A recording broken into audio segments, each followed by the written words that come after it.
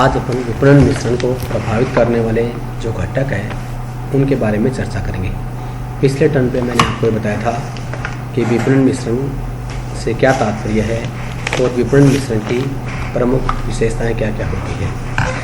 विपणन मिश्रण को कई प्रकार के तत्व हैं वो प्रभावित करते हैं। कुछ तत्व ऐसे होते हैं जो एक संस्थान के प्रबंधकों के नियंत्रण के बाहर होते हैं और कुछ इस प्रकार के होते हैं जो नियंत्रण उन पर संस्थान का प्रबंधन है, जो संस्थान के कर्ता धर्ता हैं वो उन पर नियंत्रण कर सकते हैं। तो इस प्रकार से जो विपणन मिश्रण को जो प्रभावित करने वाले घटक होते हैं इनको अपन मुख्य रूप से दो भागों में बांट सकते हैं। एक वे घटक जो अनियंत्रण योग्य होते हैं उनको अपन बाजार तत्व के नाम से जानते हैं, अर्थात ये ऐसे घटक होते हैं जिन पर संस्थान का नियंत्रण नहीं होता है। ये वे तत्व या शक्तियाँ शामिल की जाती है जिन पर किसी भी प्रकार से संस्थान के द्वारा नियंत्रण स्थापित नहीं कर सकता है। ऐसे तत्वों को अपन अनियंत्रण योग्य तत्व या बाजार तत्व या वातावरण तत्व के नाम से जानते हैं। ऐसे तत्वों में अपन मुख्य रूप से जिन बातों को शामिल कर सकते हैं उनमें सबसे पहला नंबर आता है, वो आता है उपभोक्ता व्यवहार। अपन सभी जानते हैं कि एक उपभोक्ता की रुचि, उसकी मांग, उसका फैशन, उसकी आय, उसका सोच, उसका चिंतन, उसका मनन, उसकी आवश्यकताएं निरंतर बदलती रहती है। तो उपभोक्ताओं की रुचि, उसकी मांग, फैशन इत्यादि में परिवर्तन के कारण से एक उपभोक्ता के द्वारा जिस वस्तुओं की मांग की जाती है, जिन वस्तुओं को वो चाहता है, जिन वस्तुओं को उसको प्रयोग में लाना चाहता है, वो निरंतर रूप से बदलता रहता है। एक सफल विपणन प्रबंधन को हमेशा इन तथ्यों पर नज़र रखनी चाहिए एवं उत्पाद की मांग पर इन तत्वों के पड़ने वाले उपभोक्ता व्यवहारों के प्रभावों का अध्ययन करना चाहिए। मेरा बताने का तात्पर्य इसमें यह है कि किसी भी उपभोक्ता की अगर आय में परिवर्तन होगा तो उसके द्वारा वस्तु का क्रय, उसके क्रय स्टाइल्स बदलेगी। अगर उसके एजुकेशन लेवल में परिवर्तन होगा तो उसका सोच बदलेगा, उसका चिंतन बदलेगा, उसकी रुचियाँ बदलेगी। तो एक उपभोक्ता से हमारे उत्पाद पर किस प्रकार का प्रभाव पड़ रहा है, उसमें कौन से उपभोक्ताओं के व्यवहार जो है उससे किस प्रकार से परिवर्तित हो रहे हैं, इनका अध्ययन हमेशा विपणन प्रबंधक को करना चाहिए। और ये जो अध्ययन है ये हमेशा विपणन मिश्रण को प्रभावित करता है। इसमें जो दूसरा बिंदु है जिसके अपन चर्चा करेंगे वो है वितरण व्यवस्था। वितरण व्यवस्था का तात्पर्य होता है कि एक उत्पादक अपनी वस्तु को अंतिम उपभोक्ता तक जिन माध्यमों से पहुंचाता है उसके मध्य में वह जिन जिन तत्वों का, जिन जिन संस्थाओं का, जिन जिन वितरण माध्यमों का सहारा लेता है वे सारी वितरण व्यवस्थाओं की श्रेणी में आती है। बाजार में विद्यमान वितरण व्यवस्था संस्था की वितरण व्यवस्था को प्रभावित करती है। अतः एक विपणन प्रबंधक को बाजार में विद्यमान मध्यस्थ श्रृंखला, परिवहन, भंडारण आदि का व्यवस्थित रूप से अध्ययन करके अपना विपणन मिश्रण तैयार करना चाहिए।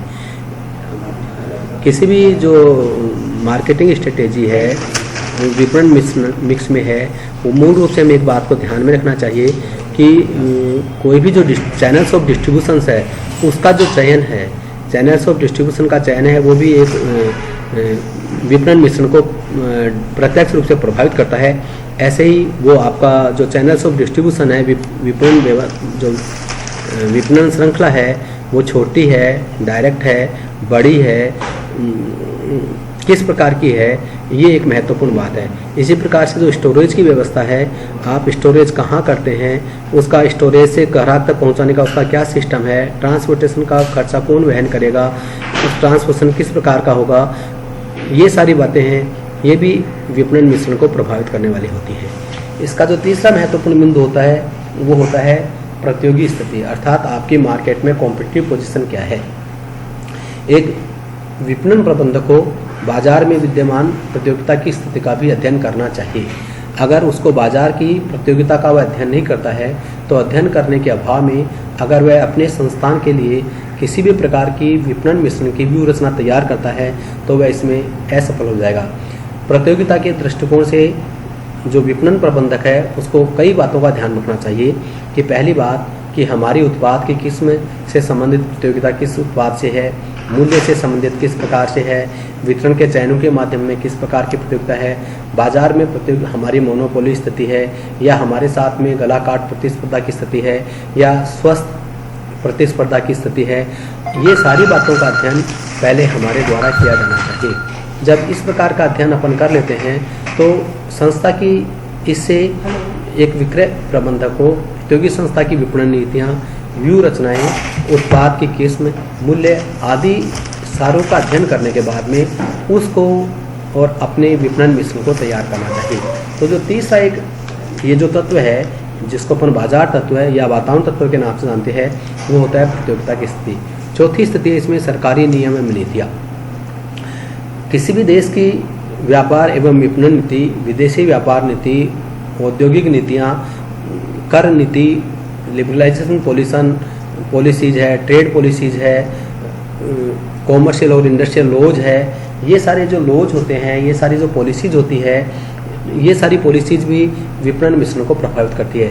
किसी देश में लिबरलाइजेशन की पॉलिसी है तो वहाँ पर लाइसेंसिंग प्रोसेस ईजी होगा। अगर वहाँ सरकार के द्वारा व्यवसाय को किया जाना है तो उसकी अलग प्रकार से नीतियाँ होगी। सरकार के कानून हैं वो उस व्यवसाय के संबंध में किस प्रकार के हैं, सरकार टैक्स जो हमारा जोन है वो एग्जेम्प्टेड जोन है, किस प्रकार का जोन है। तो अगर किसी भी देश के जो व्यापारिक और उसकी जो औद्योगिक नीतियां हैं, अगर वो व्यापारिक और औद्योगिक नीतियां, उसकी ट्रेड और इंडस्ट्रियल पॉलिसीज, उसकी टैक्सेशन पॉलिसी, उसकी एलपीजी पॉलिसी, ये जो सारे हैं और इसी से संबंधित बने हुए रूल्स एंड रेगुलेशंस, वे भी विपणन मिश्रण को प्रभावित करते हैं। अतः एक विपणन प्रबंधक को विपणन मिश्रण को तैयार करते समय सरकारी नियम और नीतियों को स्पष्ट ध्यान में रखना चाहिए और इसके बाद में ही विपणन प्रबंधक को अपनी संस्था का विपणन मिश्रण तैयार करना चाहिए।